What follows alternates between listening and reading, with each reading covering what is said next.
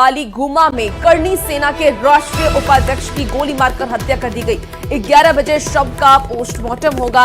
भारी संख्या में पुलिस बल तैनात किए गए। लोगों ने पुलिस को 24 घंटे का अल्टीमेटम भी दिया है। आरोपी की गिरफ्तारी का अल्टीमेटम है। आपको बता दें कि जमशेदपुर में बंदी का असर अब दिखेगा। कल देर रात एनजीएम थाना क्षेत्र के बालीगुमा में जंगल में विनय सिंह का शव बरामद किया गया था, जिनके सिर में गोली लगी थी और शरीर पर घसीटने के निशान भी थे। सूचना मिलते ही पुलिस मौके पर पहुंची, लेकिन एम्बुलेंस की व्यवस्था में देरी ने लोगों का गुस्सा भड़का दिया। करीब 2 घंटे तक शव को सड़क पर ही पड़ा रखा गया, क्योंकि पुलिस एम्बुलेंस का इंतजार नहीं कर पाई और स्थानीय लोग और करनी सेना कार्यकर्ताओं ने पुलिस के खिलाफ नारेबाजी की और शव को बिना एम्बुलेंस के उठाने से रोक दिया।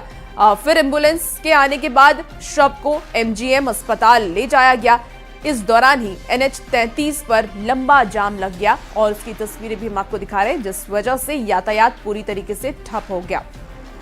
और ज्यादा जानकारी के साथ न्यूज़ 18 संवाददाता आशीष तिवारी हमारे साथ इस वक्त फोन लाइन पर जुड़ गए हैं। आशीष, बहुत बड़ा ये मामला है और क्योंकि करनी सेना के जो कार्यकर्ता हैं वो सड़क जाम करती हैं, यातायात में परेशानी हो रही है, लेकिन जो उपाध्यक्ष की गोली मारकर हत्या की गई है, क्या इसके पीछे कोई साजिश थी? किसी साजिश के तहत ये हत्या की गई है?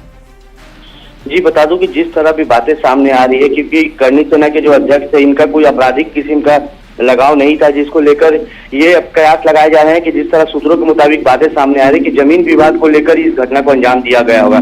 मगर आपको बता दूं कि कल शाम जब इनका शव एमजीएम थाना क्षेत्र के बालीगुमा जंगलों में मिला, उसके बाद इनके शव पर कई चोट के निशान थे और उनके एक बगल में पिस्टल भी रख दिया गया था, जो सोची समझी की तरह हत्या करके दूसरे जगह से शव को यहाँ लाया गया था और इसमें आत्महत्या के रूप दिखाया गया था। मगर उसके बाद ही जो है पुलिस मौके पर पहुंची और शव को पोस्टमार्टम के लिए भेज दिया गया है। रात 11 बजे उसकी शव की पोस्टमार्टम की जाएगी। मगर वहीं करनी सेना के जो सैकड़ों समर्थक थे, सदस्य थे, वो हाईवे को जाम कर दिया, आगजनी किया और कहीं ना कहीं जल्द से जल्द आरोपियों की गिरफ्तारी की मांग कर रहे हैं। हालांकि ग्रामीण एसपी देर रात पहुंचे और मामले को शांत करवा के हाईवे को जाम छुड़वा दिया गया है। मगर इनका साफ तौर पर पुलिस को 24 घंटे का अल्टीमेटम दिया गया है कि अगर जल्द से जल्द आरोपियों की गिरफ्तारी नहीं होती है तो आने वाले 24 घंटे के बाद जमशेदपुर ही नहीं पूरे झारखंड में बंद का असर देखने को मिलेगा। मगर अब देखना वो होगा कि पुलिस कब तक इस हत्यारों की गिरफ्तारी कर पाती है और कब तक ये मामला शांत होता है। जी, पुलिस की तरफ से क्या कोई जानकारी अब तक सामने आई है कि कितने लोगों ने ये फायरिंग की, गोलीबारी की और जिस वजह से हत्या हुई है?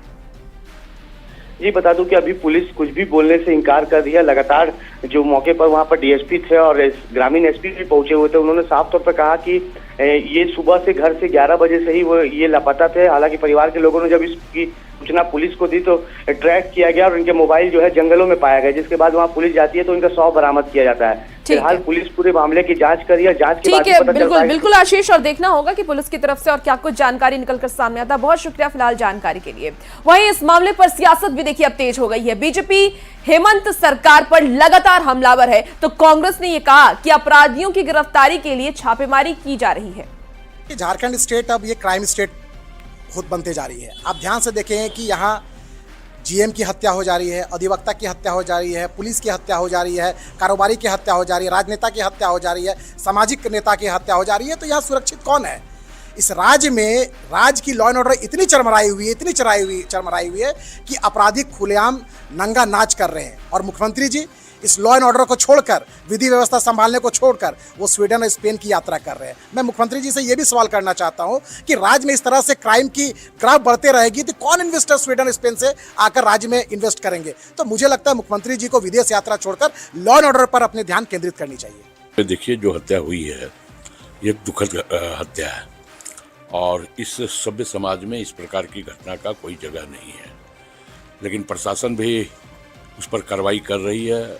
अपराधियों की गिरफ्तारी के लिए जगह जगह छापेमारी भी की जा रही है, क्योंकि हमारी सरकार में, महागठबंधन की सरकार में, अपराध अगर होते हैं तो अपराधियों के गिरेबान तक प्रशासन 24 से 48 घंटा के अंदर पहुंचने का भी काम करता है और वो अपराधी जेल के शिकंजे के पीछे भी होते हैं। तो स्वाभाविक तौर पे प्रशासन पूरी संजीदगी के साथ इस घटना के उद्भेदन में लगी हुई है और हमें लगता है कि बहुत जल्द प्रशासन अपराधियों को गिरफ्तार करने में सफलता हासिल कर लेगी।